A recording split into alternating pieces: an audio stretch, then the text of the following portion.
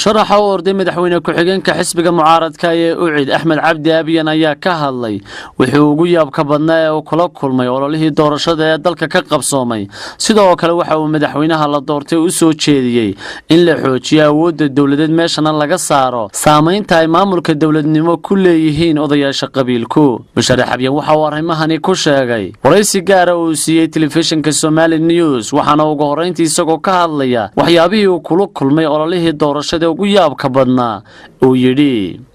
wallahi waxa iigu yaab badnaa bisaylka dadka waxa tagaysaa goobo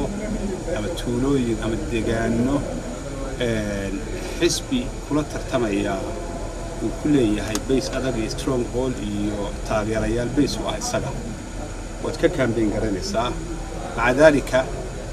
tuulada ama magaalada ama deegaankaas si nabadgeliya ayaa shacabka kugu soo dhaweynaya ay kugu soo baxayaan cid ay u codeyn doonaan iyagu waa og yihiin laakiin ixtiraamka iyo bisaylka ay gaareen iyaga oo laga yaabo in ay taageersan yihiin xisbi kale kula tartamaya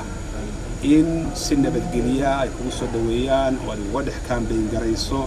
si nabadgeliya aad ku joogtay kugu dhammaato waa shay qaali runtii aad u wanaagsan afrikadaas aan ugu badan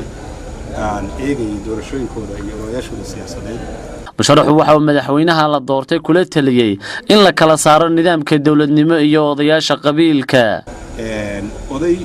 la ordayeen nin oday dhaqameed koofiyad dheer oo nin la ordayo ninka hadan reebelna halka loo geeyo guddiga oo qodobka saxda wasiir dhaqanka noocaas iyo dawladnimo isqaadan maaya nagu qaran bay nahay dawlad bay nahay horeyna oo socnaan in institutionski dawladnimo iyo sharciga in la xoojiyo ka awood la siiyay mudnaanta odayaasha dhaqankooda shaqadoodii ay ku noqdaan deegaamadii iyo nabadda ay ka shaqeeyaan xigalkii dadka iyo bulshada nabadgelyadii arrinta ay ka shaqeeyaan taasi ku wanaagsan dhanka kale mudane Abiyan waxa uu ka hadlay dareenkiisa la xiriira hadii madaxweynaha haatan la doortay Muuse Biixi Cabdi uu cugto wasiirnimo madaxweynuhu isaga ayaa xaq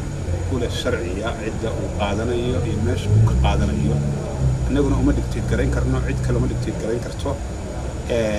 cid hadda og aniga cid kala toona meesha uu ka qaadanayo cid uu qaadanaya ma jirto isaga laabtiisa ku jirta ilaahay baa la og taayirana sugno sabarkeeda yeelano marka ay banaanka u soo baxday ay timaadana taan ku taagay Maxamed Taajir Somali News TV Hargeysa